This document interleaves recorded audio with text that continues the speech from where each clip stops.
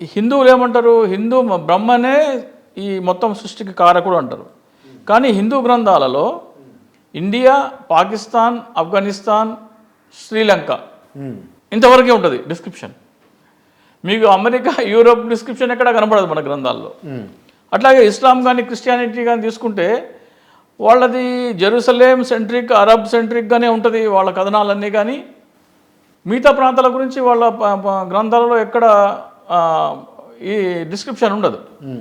అంటే వాళ్ళు కేవలం ఒక ప్రాంతాన్ని దృష్టిలో పెట్టుకొని ఆ ప్రాంతమే ప్రపంచమని భావించే వాళ్ళు. డెఫినెట్గా రాముడు ఉండుండొచ్చు, ఆయన యుద్ధం చేసి ఉండొచ్చు, మహాపురుషుడు అయిండొచ్చు. కానీ ఆయన ఆదర్శాల ద్వారా మనకు కొన్ని చెప్పినారు. ఏంటి? తండ్రి మాటని గౌరవించాలి, అటువంటి కొన్ని ఉన్నాయి. వాటిని మనం ఆదర్శంగా చెప్పడానికి రాముడు దేవుడు అని చెప్పి ఉండొచ్చే. కానీ రాముడు నిజంగా మనలాంటి ఒక గ్రేట్ హీరో, ప్రిన్సిపల్స్ పాటించే ఒక ఆదర్శవంతుడు. అతని ఆదర్శాలను తీసుకోమని చెప్పడమే ఒక రామాయణం ఒక ముఖ్య లక్ష్యం.